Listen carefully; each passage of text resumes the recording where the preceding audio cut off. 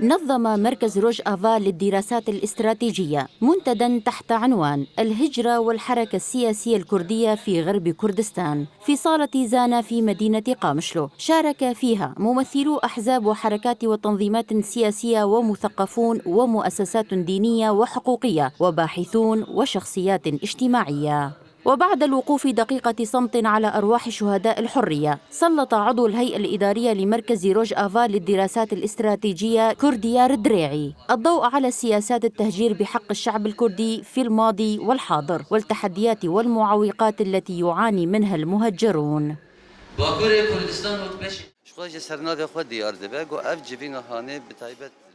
هذا الاجتماع لمناقشة أوضاع المهجرين على وجه الخصوص والمهجرين بعد احتلال الدولة التركية لعفرين وسليكانية وغريسبي، وأيضا مناقشة القسم التاريخي الكردستاني وما الإبادات والهجرات التي تعرض لها الكرد. وهدفنا من عقد هذه الندوة هو تسليط الضوء على أوضاع المهجرين في المخيمات والمدن وما الصعوبات التي يعانون منها.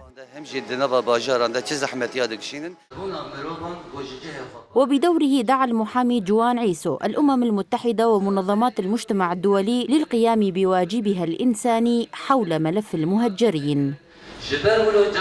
القضية هي طبعا بحاجة إلى اهتمام من كافة الجهات بما فيها المنظمات الأممية وفي طليعتها منظمة الأمم المتحدة وحتى المجتمع الدولي من أجل القيام بما يلزم لوقف هذا النزيف أو لتخفيف وطأ هذه الأزمة على المهجرين.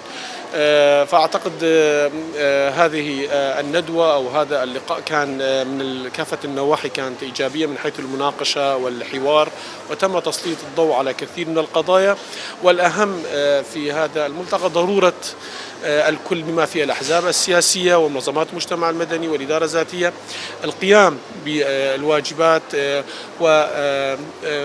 ومنح الأولوية في برامج الأحزاب السياسية وفي جهات أخرى من أجل أعطاء صلاحيات أو للمهجرين، وخاصة نحن نعلم بأن المهجرين في مناطق شمال وشرق سوريا من منطقة السريكانية وعفرين هم بمئات الآلاف.